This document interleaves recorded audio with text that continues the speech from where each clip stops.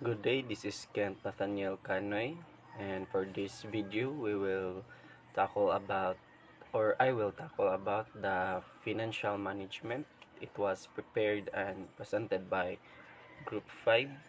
So the first topic that we'll gonna talk about is the financial management.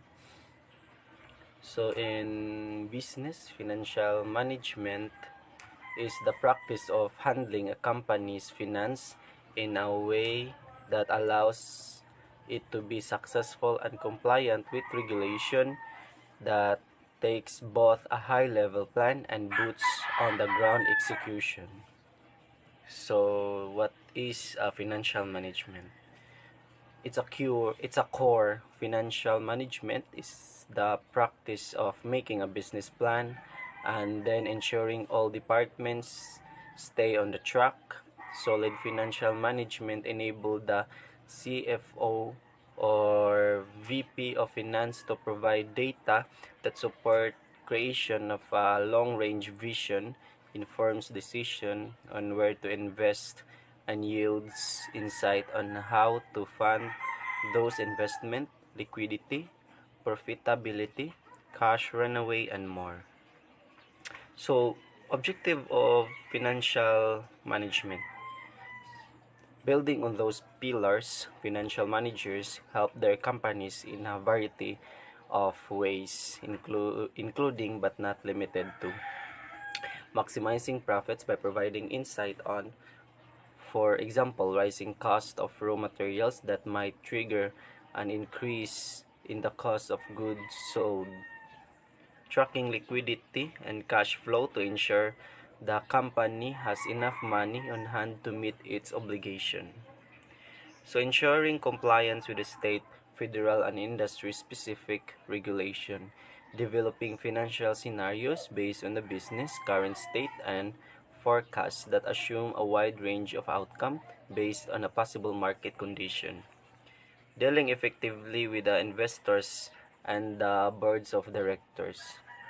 Ultimately, it's about supplying effective management principle to the companies. Okay, thank you, Kent. So I am Mikey Bartolin, and I am going to discuss the scope of financial management. So when we say scope of financial management, it mainly covers planning, raising, controlling, and administration of funds used in the business. So financial management encompasses four major areas.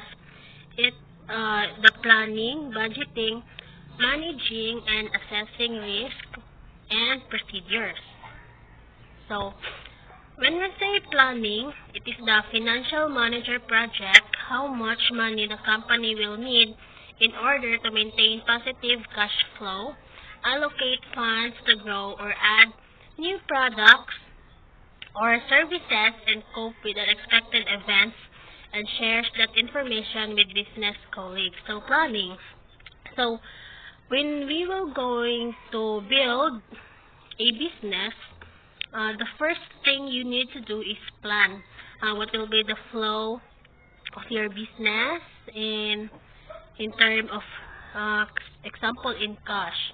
So it is being planned how much will be cost in building that business, or if ever uh, there is kanang tawagan na kanang emergency nga ilahang product kay need sila og new niya na ay mga unexpected nga event. So they can easily put a solution because they plan it already.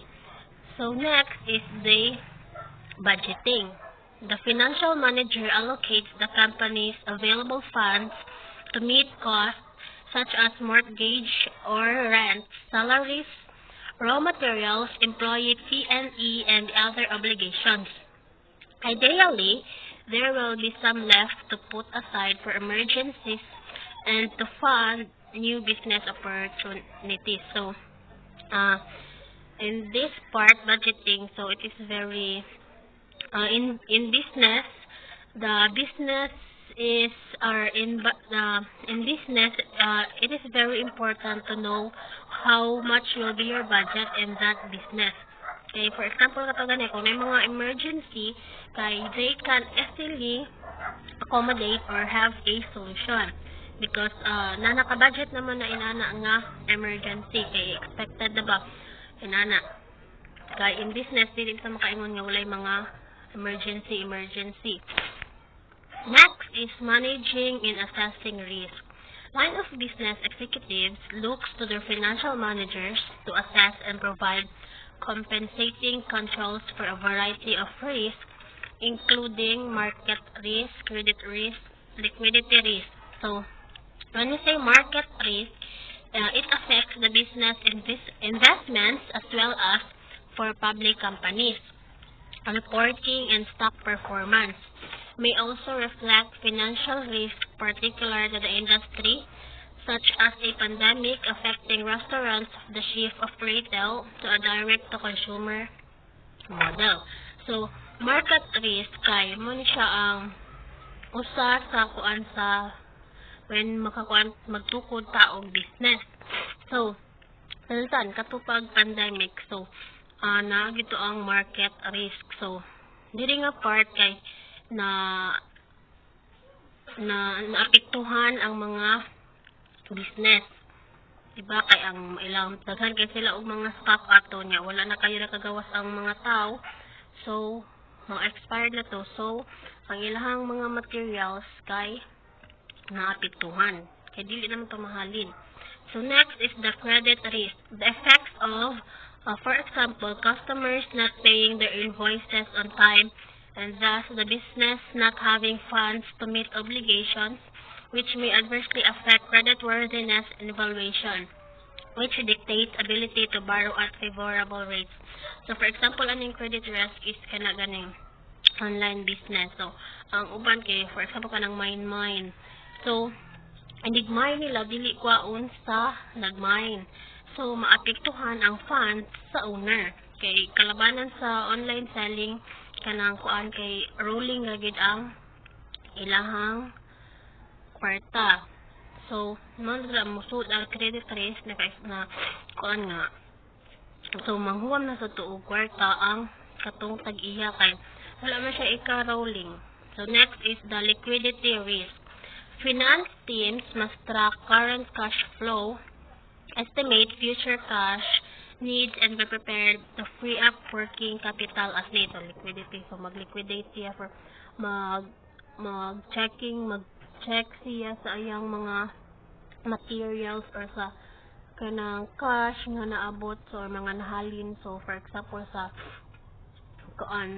katong online selling. So, mag-invoice siya mo nilang tawag kanang ila i-track pila ang nahalin, pila ka book ang wala para makaibaw sila kung ang ilahang item kay pila ka book ang nahalin. Next is the operational risk. This is a catch-all category and one new to some finance teams.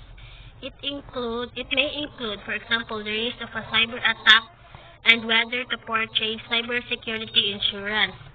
What disaster recovery and business continuity plans are in place and what crisis management practices are triggered if a senior executive is accused of fraud or misconduct. So, kaning operational risk, kay for example, kaning naadi-ari kay cyber attack. So, in business, magud na ang mga ingon ana. So, sa diri nga part or na-encompasses niya diri kay na sila mubalik talaga po sa first part is plan. So, di ko malikayan ang mga emergency sa business. So, na sila yung mga risk and dira na so si operational risk. So, the last one is the procedures. The financial manager sets procedures regarding how the finance team will process and distribute financial data like invoices, payments, and reports with security and accuracy. These written procedures also outline who is responsible for making financial decisions at the company and who signs off on those decisions. So, in business, nagitay mga sundon nga procedures for the business nga mulago siya.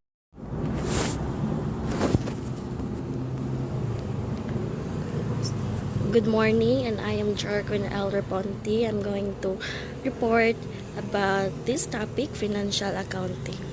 So, financial accounting is the process of recording, summarizing, and reporting a company's business transaction through financial statements. And these statements are the income statement, the balance sheet, the cash flow statement, and the statement of retained earnings. So, what are the four basic financial statements? So, again, these are the statements: income statement, the balance sheet, the cash flow statement, and the statement of retained earnings. So, the four basic statements used in financial accounting are as follows. So, first is the income statement. An income statement is a company's net income for a certain period of time.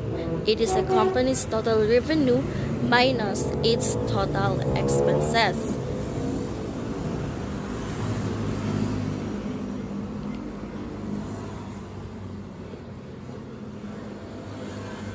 And you will also hear the income statement being referred to as the profit and loss statement. So next statement is the balance sheet. A balance sheet shows what a company owns or its assets and owes its liabilities as of a particular date along with its shareholders' equity. So meaning, ang ganing balance sheets ipakita niya kung saan ang mga company assets or kanang itag-iya sa company, and also the liabilities or kanang mga kanang mga utang or mga owe sa, it can be to employee or mga lain na mga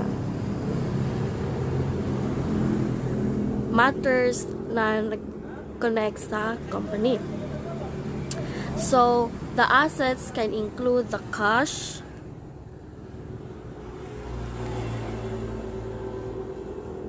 prepaid expenses,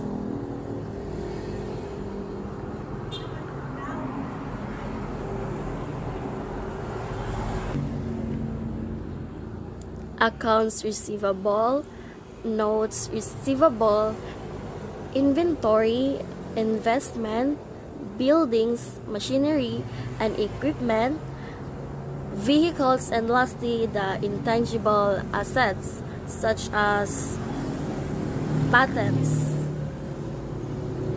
So the investments, it can be including the real estates in these assets.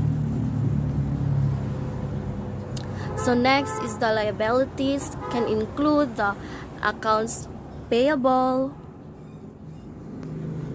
the notes payable, meaning that money the company owes within 1 year. Bali utang na kuan kanang sa company within 1 year. Unearned revenue, meaning kanang a product or service a client has paid for but the company has not yet provided.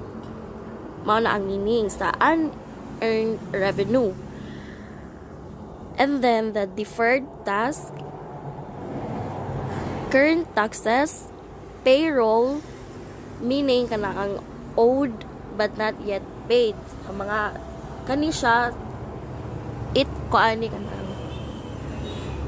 complies na kuan kanang to employee sa company, meaning ang salary sa employee from the company. And then the warranty obligation and the gauges. So the next four basic financial statements is the shareholders' equity can include the stocks, retained earnings. Ang stocks kanang nag-refer di siya sa common stocks. And then the retained earnings, meaning kanang ang money to be invested back into the business. Ang comprehensive income is a profit or loss in a company's investments during a specific time period. So in a balance sheet, balance sheet assets is equals to liabilities plus shareholders equity. So the next four basic financial statement is the cash flow statement. So the cash flow statement documents in detail all of the company's income and debts over a specific period of time.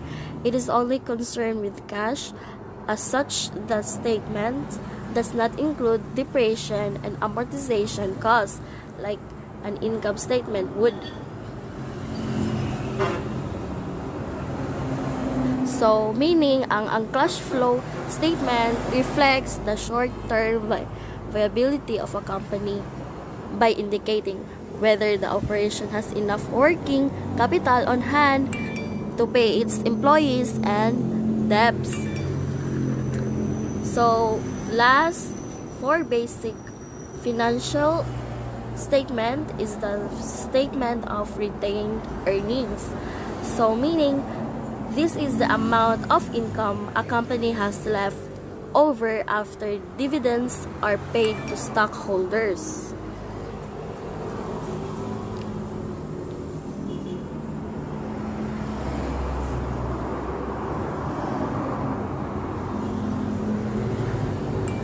And I guess so that's all for my part, and thank you for listening. Good day, everyone. My name is Mirabella El Venenoso, and my topic is all about the management accounting. So, management accounting, the identification, measurement, analysis, and interpretation of accounting information for internal decision making.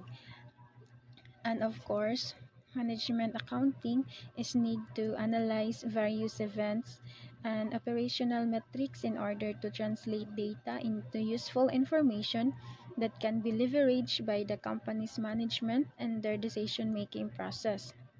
And of course, to aim and provide detailed information regarding the company's operations by analyzing each individual line of products, operating activity, facility, and etc.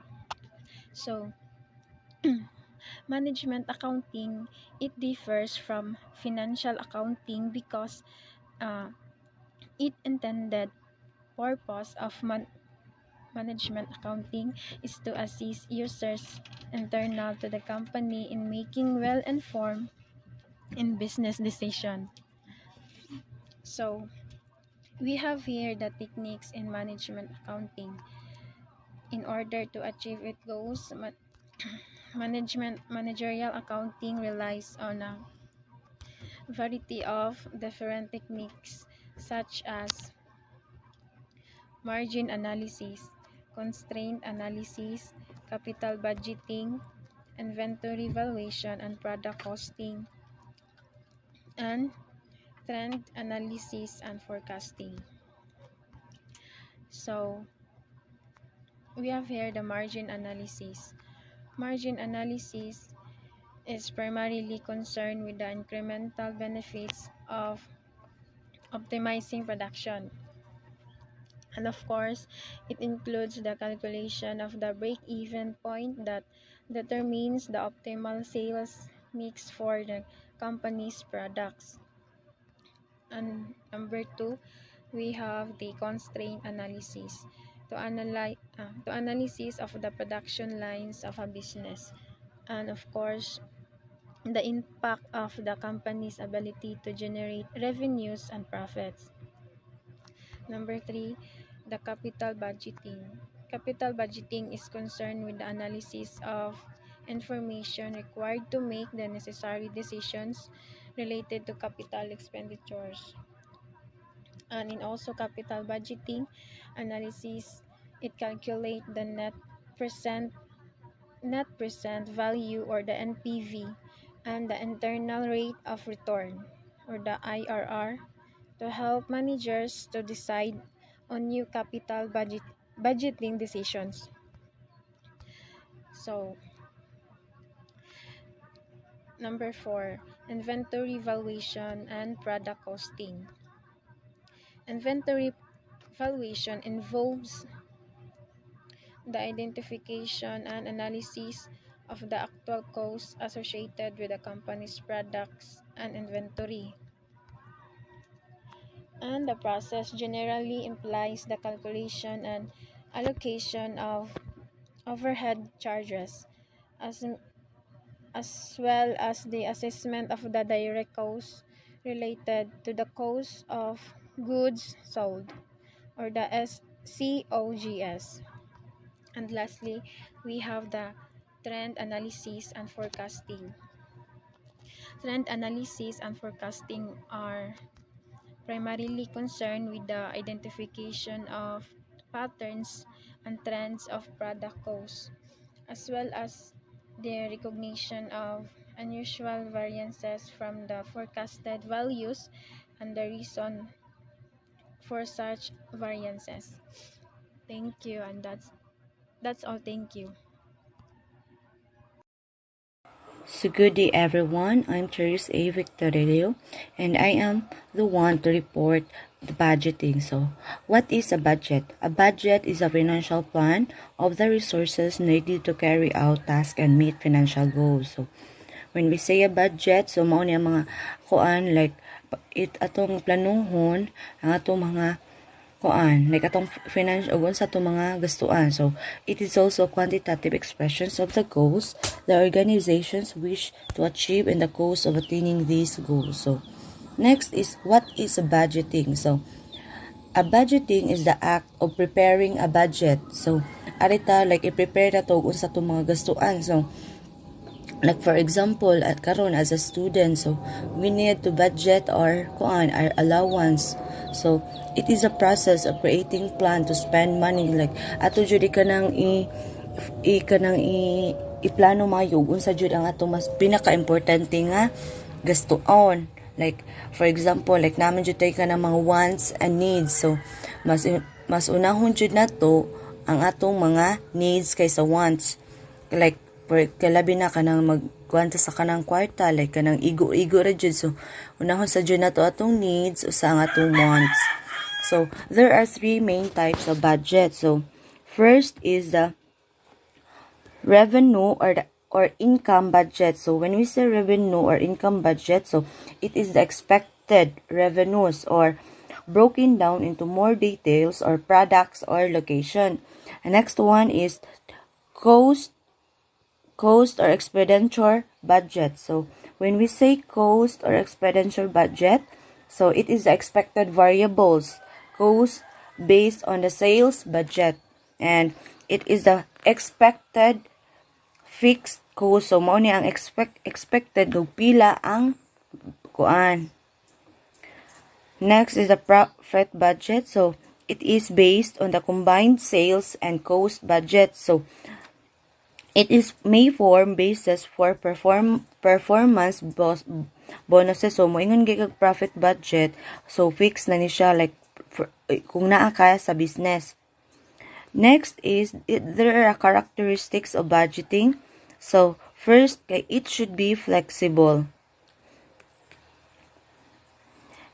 Second one is should be synthesis of past, sa present, and the near future. So third one, it should be product or joint venture, and cooperation of executive department head at different level of management. So it should be in a form of statistical standard laid down in a specific numerical terms. And last one, it should have support of top management throughout the period of its planning and implementation. So there are importance of budgeting. So first is needed for planning future course of actions and control over all activities and in the organization. So we need to plan kung unsa ang atong umaabot. Like for example, like naay mga organization nga magkuan like mga activities. So imo jud na siyang budgetan. Imo jud siya i-plan. So facilitates coordinating operations of various departments and sectors. And last one, it helps to weigh values and make decision when necessary. So imo jud siya ikanang itimbang-timbang kung sakto ba jud na imo gigastuan, or you need to make kanang a strong decision. Kanang imo jud ikuan nga kanang need jud nimo desisyonan, imo jud hugton. So is a budgeting part of financial management. So ang budgeting po na part po siya sa financial management. Why? Budgeting is a big part of financial planning because it will help you see how you are spending money so today, and where you can make changes based on your plan. So budgeting is a process of creating a plan to spend your money. So this spending plan is called a budget. So mao ni ang budgeting kay imo jud imong plan ug unsaon nimo pag-spend ang imong kwarta. And it allows you to determine in advance whether you will have enough money to do the things you need to do or would like to do. So that would be all. Thank you so much.